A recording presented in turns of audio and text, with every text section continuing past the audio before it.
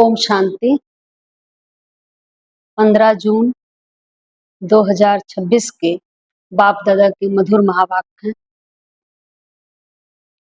रूहानी बाप रूहानी बच्चों को रूहानी वर्षा किस आधार पे देते हैं। रूहानी बाप हम रूहानी बच्चों को रूहानी वर्षा किस आधार पर देते हैं।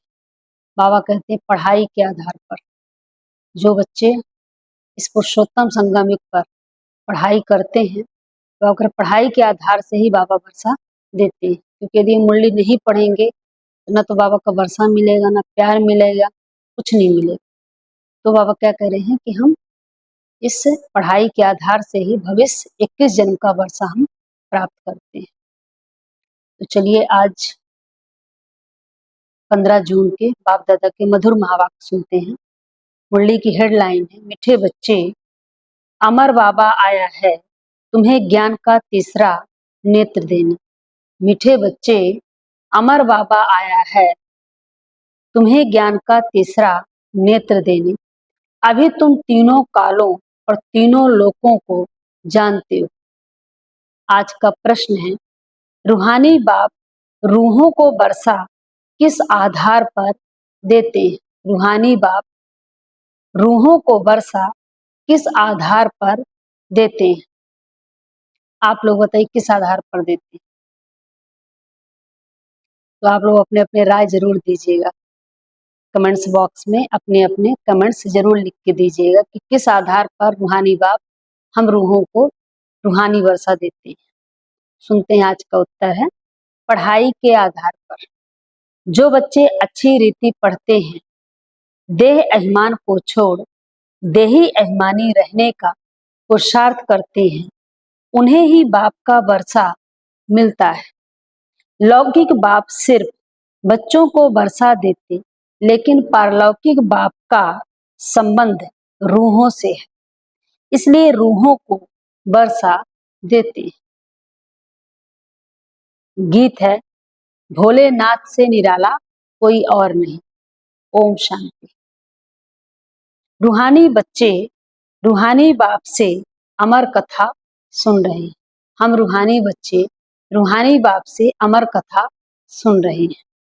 इस मृत्यु लोक से अमर लोक में जाने के लिए, अमर लोक अर्थात सतयुग में जाने के लिए, जहाँ अकाले मृत्यु नहीं होती, जहाँ हम पूरा 150 वर्ष आयु जीते हैं, उसको कहते हैं अमर लोक।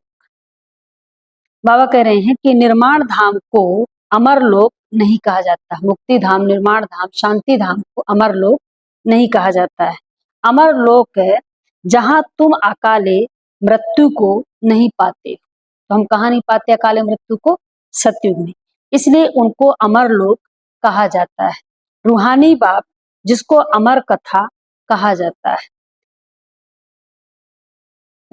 रूहानी बाप जिसको अमरनाथ कहा जाता है, जरूर अमर लोक में ले जाने के लिए मृत्यु लोक में कथा सुनाएंगे। रूहानी बाबा कह रहे हैं कि अमरनाथ बाबा हमें कहाँ अमर कथा सुनाते हैं? मृत्यु लोक में, अमर लोक में ले जाने के लिए। 3 कथाएं भारत में ही मशहूर है। कौन सी 3 कथाएं हैं? सत्यनारायण की कथा, तिजरी की कथा और अमर कथा। अमर कथा, सत्यनारायण की कथा और तिजरी की कथा, ये 3 बाबा कह रहे हैं कि कथाएं भारत में मशहूर है। अमर कथा, सत्यनारायण की कथा और तिजरी की कथा। भक्ति मार्ग में तो तिजरी का अर्थ कोई समझते ही नहीं है। ज्ञान का तीसरा नेत्र सिवाय ज्ञान सागर अमर बाबा की कोई दे ना सके। ये भी झूठी कथाएं सुनाते रहते हैं। मीठे मीठे रूहानी बच्चे अब जान गए हैं कि हमको अब ज्ञान का तीसरा नेत्र मिला है, जिस तीसरे नेत्र से तीनों कालों तीनों लोकों को तुम जान चुके हो। मूल वतन, सूक्ष्म वतन और स्थूल वतन के आदि मध्य अंत को भी जान चुके हो। इसलिए बच्चे अपने को त्रिकालदर्शी भी समझते हैं।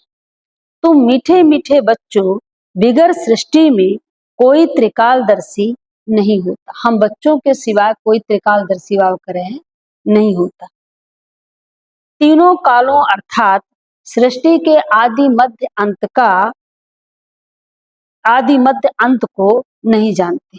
मूल वतन, सूक्ष्म वतन और स्थूल वतन को बहुत जानते हैं, परंतु तीनों कालों के आदि मध्य अंत को कोई नहीं जानते। अब मीठे मीठे रूहानी बच्चे रूहानी बाप से सुन रहे हैं। हम उनके बच्चे बने हैं। एक ही बार तुम रूहानी बच्चों को रूहानी बाप मिला है। रूहों को पढ़ाते हैं और सब देह अभिमानी होने के कारण कहते हैं मैं यह पढ़ता हूं, यह करता हूं। देह अभिमान आ जाता है। अभी इस संगम पर रूहानी बाप आकर रूहानी बच्चों को कहते हैं तुम अच्छी रीति पढ़ो। बाप से हर एक बच्चा वर्षा लेने का हकदार है, क्योंकि सब रूहानी बच्चे हो ना। लौकिक संबंध में सिर्फ बच्चा वर्षे का हकदार बनता है। इस पारलौकिक संबंध में सभी बच्चों रूहों को वर्षा मिलता है। अमरनाथ की भी कथा सुनाते हैं। कहते हैं पार्वती को पहाड़ी पर कंदराओं में जाकर कथा सुनाई। बाबा कर यह तो रॉन्ग है ना। अब तुम बच्चे जानते हो झूठ क्या है, सच क्या है। सच तो जरूर सच बाबा ही सुनाएंगे। कोई एक पार्वती की बात नहीं है जो बाबा करें कि कंदराओं में जाकर उनको कथा सुनाएंगे। हम सभी आत्माएं पार्वतियां हैं और परमात्मा क्या है, परमात्मा ने कथा सुनाई। कब सुनाई? पुरुषोत्तम संगम पर। बाप कहते हैं बाप एक ही बार सच सुनाए सचखंड का मालिक बनाते हैं। तुम जानते हो इस झूठ खंड को आग लगनी है। यह जो कुछ देखने में आता है यह नहीं रहेगा। समय बाकी थोड़ा है। यह शिव बाबा का ज्ञान यज्ञ है। जैसे लौकिक संबंध में भी बाप यज्ञ रचते हैं, कोई रुद्र यज्ञ रचते, कोई गीता यज्ञ रचते हैं, कोई रामायण यज्ञ रचते हैं। यह है शिव बाबा का रुद्र ज्ञान यज्ञ। यह है अंतिम यज्ञ है। बाबा क्या करेगी? यह अंतिम यज्ञ है। तुम जानते हो हम अमरपुरी में अब जा रहे हैं। अमरपुरी सतयुग में जा रहे हैं। बाकी थोड़े मिनट का अब रास्ता है। कोई भी मनुष्य को यह पता नहीं है। वह तो कह देते मृत्यु लोक से अमर लोक में जाने के लिए 40,000 वर्ष अभी पड़े हैं। अमर लोक सतयुग को कहा जाता है। बाबा क्या करेंगे? अमर लोक सतयुग को कहा जाता है। तुम बच्चों को अभी बाबा सम्मुख बैठ अमर कथा, तिजरी की कथा, सत्यनारायण की कथा सुना रहे हैं। भक्ति मार्ग में क्या क्या होता है वह तो देखा। भक्ति मार्ग का कितना विस्तार है। जैसे झाड़ का बड़ा विस्तार होता है वैसे ही भक्ति का भी बड़ा कर्म कांड का झाड़ है। यज्ञ, व्रत, नेम, जप तप आदि कितना करते हैं। इस जन्म के भक्त तो बहुत बैठे हैं। मनुष्यों की वृद्धि होती रहती है। तुम भक्ति मार्ग में आए हो तब से दूसरे धर्म स्थापन हुए। द्वापर युग से जब भक्ति मार्ग में आए हैं तब से और धर्म स्थापक बाबा करें आए हैं और धर्मों की स्थापना हुई है। बाबा करें हर एक का अपने धर्म से कनेक्शन है। हर एक की रस्म रिवाज अलग है। भारत अमरपुरी था, भारत अब मृत्यु लोक है। तुम आदि सनातन देवी देवता धर्म वाले थे, परंतु अब पतित होने के कारण तुम अपने को देवता कहला नहीं सकते। यह तुमको भूल गया है कि हम सो देवता थे। जैसे कहते हैं क्राइस्ट ने हमारा धर्म स्थापन किया तो हमारे क्रिश्चियन चले आए। ऐसे नहीं कि यूरोपियन धर्म के हैं, वैसे तुम हिंदुस्तान में रहने वाले अथवा भारत में रहने वाले देवी देवता धर्म के हो, परंतु अपने को देवता कहला नहीं सकते। क्यों नहीं कहला सकते? क्योंकि दैवी गुण बचे ही नहीं है। समझो समझो समझते हो हम तो पापी नीच हैं, कंगाल बिकारी हैं।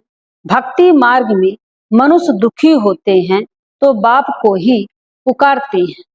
यह सिर्फ तुम ब्राह्मण बच्चे ही जानते हो कि जिस बाप को पुकारते आए हैं वह हमको बेहद का वर्षा देने के लिए आए हुए। बाबा करें अमर कथा सुना रहे हैं। हम अमरपुरी के मालिक बनने वाले हैं। अमरपुरी को स्वर्ग कहा जाता है। तुम कहेंगे हम स्वर्गवासी बनने के लिए पुरुषार्थ कर रहे हैं। कलयुग में मनुष्य मरते हैं तो कहते हैं स्वर्गवासी हुआ। अब उसने कोई स्वर्ग में जाने के लिए पुरुषार्थ थोड़े ही किया है। तुम तो पुरुषार्थ कर रहे हो अमरपुरी वैकुंठ में जाने के लिए। पुरुषार्थ कराने वाला कौन? पुरुषार्थ कराने वाला कौन? शिव बाबा, अमर बाबा, जिसको अमरनाथ भी कहा जाता है। इस यज्ञ को पाठशाला भी कहा जाता है। दूसरे कोई पाठशाला को यज्ञ नहीं कहा जाता है। यज्ञ अलग रचे जाते हैं जिसमें ब्राह्मण लोग बैठ मंत्र पढ़ते हैं। बाप कहते हैं यह तुम्हारा कॉलेज भी है, यज्ञ भी है, दोनों इकट्ठे हैं। हॉस्पिटल भी है तो यूनिवर्सिटी भी है। तुम जानते हो इस ज्ञान यज्ञ से विनाश ज्वाला प्रज्वलित हुई। इसमें सारी दुनिया स्वाहा हो जानी है, फिर नई दुनिया बननी है। इसका नाम ही है महाभारत लड़ाई। इस जैसी लड़ाई और कोई होती नहीं है। कहते हैं युद्ध से मूसलों से लड़ाई हुई। बाबा करे कहते हैं युद्ध से मूसलों से लड़ाई हुई। तुम्हारे साथ लड़ाई तो है नहीं, इसको महाभारत लड़ाई क्यों कहती है? बाबा पूछ रहे कि इसको महाभारत लड़ाई क्यों कहती है? भारत में तो एक ही धर्म होता है ना, मौत तो बाहर है। यह लड़ाई की तो बात ही नहीं है। बाप समझाते हैं तुम्हारे लिए नई दुनिया चाहिए तो जरूर पुरानी दुनिया का विनाश होगा। नई दुनिया चाहिए तो पुरानी दुनिया का विनाश होगा। तुम बच्चों की बुद्धि में विराट रूप का चित्र भी सारा समाया हुआ है। यह भी समझते हो जो कल्प पहले आए थे वही आएंगे देवता बनने के लिए। बुद्धि का काम है। हम जितने ब्राह्मण बने हैं अब फिर देवता बनेंगे। प्रजापिता ब्रह्मा भी गाया हुआ है। परमपिता परमात्मा ब्रह्मा द्वारा सृष्टि रचते हैं, इसलिए ब्रह्मा को प्रजापिता कहते हैं। परंतु कैसे कब रचते हैं यह कोई भी जानते नहीं है। क्या शुरू में मनुष्य नहीं है जिनको रचते हैं? बुलाते ही हैं पतित पावन आओ। तो जब मनुष्य पतित होते हैं तब तो बाप आते हैं दुनिया को बदलना। जब मनुष्य पतित होते हैं तभी बाप आकर क्या करते हैं? दुनिया को बदलते हैं, पतित से पावन बनाते हैं। दुनिया को बदलना है। तुमको बाप नई दुनिया का लायक बनाते हैं। बाबा आकर हम बच्चों को नई दुनिया के लायक बनाते हैं। अभी सब तमो प्रधान पुरानी दुनिया में हो, फिर सतो प्रधान बनना है। बाप ने समझाया है हर एक मनुष्य मात्र को हर चीज को सतो रजो तमो में आना होता है। दुनिया नई से पुरानी जरूर होती है। कपड़ा भी नया पहनते हैं फिर पुराना होता है। तुमको ज्ञान मिला है सच्ची सत्यनारायण की कथा अभी तुम सुन रहे हो। बाबा के द्वारा बाबा हमको सच्ची सत्यनारायण की कथा सुना रहे हैं, तिजरी की कथा सुना रहे हैं। बाबा करे, गीता है सर्वशास्त्रमयी शिरोमणि, बाकी है उनके बाल बच्चे। जैसे ब्रह्मा की वंशावली वैसे गीता है मुख्य। ऊंचते ऊंच माँ बाप, बाकी हैं बच्चे। अभी माँ बाप से वर्षा मिल सकता है, बाकी कितने भी शास्त्र पढ़े, कुछ भी करे, वर्षा मिल ना सके। करके जो शास्त्र पढ़ते हैं उनकी बहुत कमाई होती है। वर्तमान समय तो शास्त्र पढ़ने वालों की बहुत कमाई होती है। वह तो हो गया अल्पकाल के लिए। यहाँ तुम बच्चे सुनते हो तो कितनी कमाई करते हो। वो लोग शास्त्र पढ़ते हैं तो उनकी भी कमाई होती है, लेकिन अल्पकाल के लिए, एक जन्म के लिए। और हम जो बाबा से सुनते हैं पढ़ते हैं, वो उससे क्या हमारी होती कमाई 21 जन्म के लिए। तो बाबा कह रहे हैं कि वह तो हो गया अल्पकाल के लिए। यहाँ तुम बच्चे सुनते हो तो कितनी कमाई करते हो। 21 जन्म के लिए विचार करो। बाबा कह रहे विचार करो।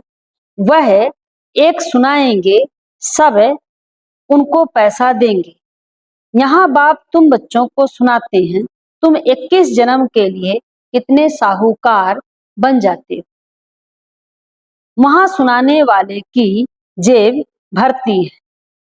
भक्ति आदि करना प्रवृत्ति मार्ग वालों का काम है। तुम हो प्रवृत्ति मार्ग वाले, तुम जानते हो स्वर्ग लोक में हम पूज्य थे, नहीं तो 84 जन्मों का हिसाब कहां से आए। यह है रूहानी ज्ञान जो सुप्रीम रूप ज्ञान के सागर से मिलता है। पतित पावन बाप ही सबके सदगति दाता है। हम बच्चों को अमर कथा सुना रहे हैं। जन्म जन्मांतर झूठी कथा सुनते आए हो। अब सच्ची कथा सुनकर तुम 16 कला संपूर्ण बनते हो। चंद्रमा को 16 कला संपूर्ण कहा जाता है, सूर्य के लिए नहीं कहते। तुम जानते हो हम आत्माएं भविष्य में सर्वगुण संपन्न, 16 कला संपूर्ण, संपूर्ण निर्विकारी, मर्यादा पुरुषोत्तम, अहिंसक, परमो धर्म बनेंगे। फिर आधा कल्प के बाद उन्हों में खाद पड़ जाती है। अभी तुम समझते हो हम फिर से सर्वगुण संपन्न, 16 कला संपूर्ण बन रहे हैं। 100 देवता फिर से बन रहे हैं। हम आत्माएं पहले अपने घर जाएंगे, फिर हम शरीर धारण कर 100 देवता बनेंगे, फिर चंद्रवंशी घराने में आएंगे। 84 जन्मों का हिसाब किताब चाहिए। किस युग में, किस वर्ष में कितने जन्म हुए, बाप ने 84 जन्मों की सच्ची सच्ची कथा अब सुनाई। हमारे 84 जन्म कैसे होते हैं, बाबा ने 84 जन्मों की बाबा करे सच्ची सच्ची कथा हम बच्चों को अभी सुनाई है।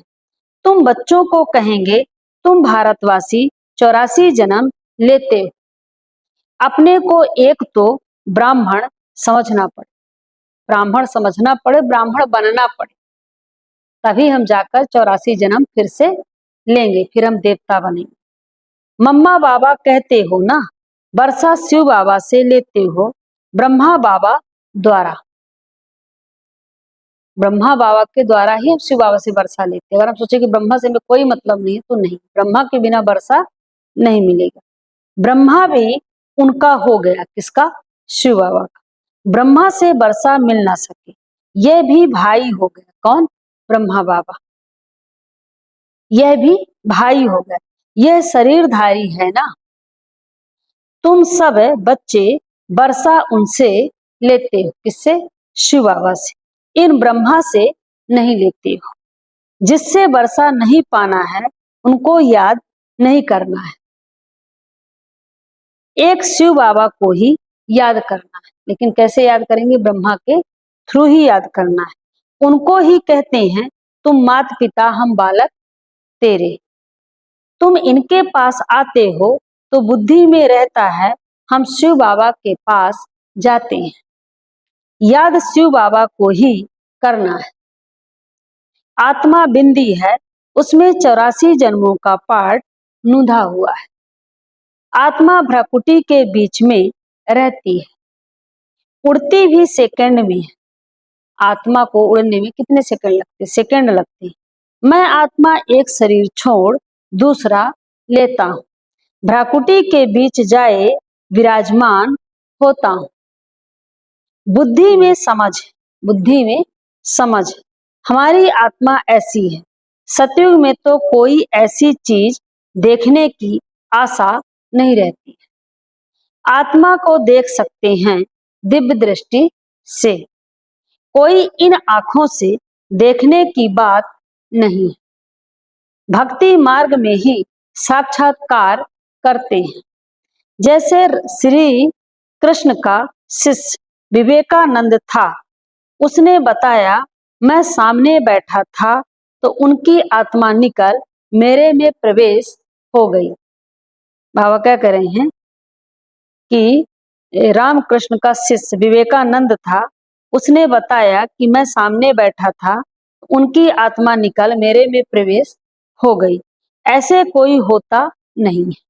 आत्मा कैसे एक शरीर छोड़ दूसरे में प्रवेश करती है, ये सब बातें तुम बच्चों को समझाई जाती हैं। इसको समझाई जाती है हम बच्चों को, बाहर वालों को नहीं। बाहर वाले सारी बातों को समझ नहीं सकते। अभी तुम समझते हो, हम अमर लोक में जाने के लिए पुरुषार्थ कर रहे हैं। मूल बात क्या है? अमर लोक में जाने के लिए हम पुरुषार्थ कर रहे हैं। इस जन्म का जो भी बचा कुचा हिसाब किताब है, जो भी समस्याएं थोड़ी बहुत है, तो अगर इसकी चिंता नहीं करनी है। अमर लोक में हम जन्म लेंगे, वहां हम गर्भ महल में होंगे। यहाँ तो गर्भ जेल में बहुत त्राही त्राही करते हैं। अब आधा कल्प के लिए बाबा तुमको सब दुखों से छुड़ाते हैं, तो कितना प्यार से ऐसे बाबा को याद करना चाहिए। बाबा आधा कल्प के लिए हम बच्चों को दुखों से छुड़ाते हैं, तो आप ऐसे बाप को कितना प्यार से याद करना चाहिए। दुनिया जो देहधारी मनुष्य हैं, चाहे कोई भी संबंधी हो, वो कितना दुख देते हैं, कितना परेशान करते हैं। सोचो, ऐसे इंसान को हम भूल नहीं पाते, उन्हीं को हम याद करते हैं। बताते भी हैं कि उनको परेशान करते हैं, लेकिन उनसे हमको टू मच अटैचमेंट। और जो हमको हमारे दुख हर के हमें सुख देते हैं आधा कल्प के लिए, ऐसे बाप को हम भूल जाते हैं। ऐसे बाप को याद करने के लिए हम कह देते हैं हमारे पास टाइम ही नहीं। टाइम भी है तो बाबा की याद बुद्धि से बार बार खिसक जाती है। जिसमें कोई सार नहीं उसमें हम बुद्धि लगाते हैं, और जिसमें सब कुछ है उसको हम बार बार भूल जाते हैं। तो बाबा करे भूलना नहीं है। अच्छा, मीठे मीठे सिक लधे बच्चों प्रति माता पिता बाप दादा का याद प्यार और गुड मॉर्निंग। रूहानी बाप के रूहानी बच्चों को नमस्ते। हम रूहानी बच्चों के रूहानी माता पिता बाप दादा को याद प्यार गुड मॉर्निंग। नमस्ते नमस्ते नमस्ते बाप दादा। थैंक यू बाबा, शुक्रिया बाबा, शुक्रिया। धारणा के लिए मुख्य सार है। फर्स्ट पॉइंट है, स्वयं को रूह समझ रूहानी बाप से पढ़कर पूरा वर्षा लेना है। सचखंड का मालिक बनने के लिए सच्ची कथा सुननी और सुनानी, सुननी और सुनानी। सेकंड पॉइंट है, जिस बाप से बेहद का वर्षा मिलता है उसे ही याद करना है, किसी देहधारी को नहीं। इस पुरानी दुनिया को आग लगनी है, इसलिए इसे देखते भी नहीं देखना है। वरदान है, साइलेंस की शक्ति द्वारा अपने रजिस्टर को साफ करने वाले लोकप्रिय प्रभु प्रिय भाव। बाबा क्या करें? अपने रजिस्टर को साफ करने के लिए क्या करना है? साइलेंस की शक्ति द्वारा अपने रजिस्टर को साफ करने के लिए लोकप्रिय प्रभु प्रिय भाव। सुनते हैं वरदान का विस्तार। जैसे साइंस ने ऐसी इन्वेंशन की है जो लिखा हुआ सब मिट जाए, मालूम ना पड़े, ऐसे आप साइलेंस की शक्ति से अपने रजिस्टर को रोज साफ करो तो प्रभु प्रिय व दैवी लोक प्रिय बन जाएंगे। सच्चाई सफाई को सभी पसंद करते हैं, सच्चाई सफाई को सभी पसंद करते हैं, इसलिए कहते हैं सच्चे दिल पर साहब राजी। इसलिए एक दिन के किए हुए व्यर्थ संकल्प व व्यर्थ कर्म की दूसरे दिन लीक भी ना रहे। बीती को बीती कर फुल स्टॉप लगा दो तो रजिस्टर साफ रहेगा और साहब राजी हो जाएगा। आज का स्लोगन है, व्यर्थ संकल्प करना व दूसरों के व्यर्थ संकल्प चलाने की निमित्त बनना। व्यर्थ संकल्प करना और दूसरों के व्यर्थ संकल्प चलाने की निमित्त बनना, यह भी अपवित्रता है। आज के अव्यक्त इशारे हैं, सदा हर्षित रहने के लिए अपनी नेचर को सरल बनाओ, सहनशील बनो। मन वाणी कर्म में सरलता और सहनशीलता, यह दोनों आवश्यक है। अगर सरलता है, सहनशीलता नहीं है तो भी श्रेष्ठ नहीं। सरलता के साथ सहनशीलता है तो शक्ति स्वरूप कहा जाता है। शक्तियों के चित्रों में सरलता और सहनशीलता दोनों ही गुण दिखाते हैं। अभी की रिजल्ट में कहाँ सहनशीलता अधिक है, कहाँ सरलता अधिक है। अब इन दोनों को समान बनाओ। ओम शांति।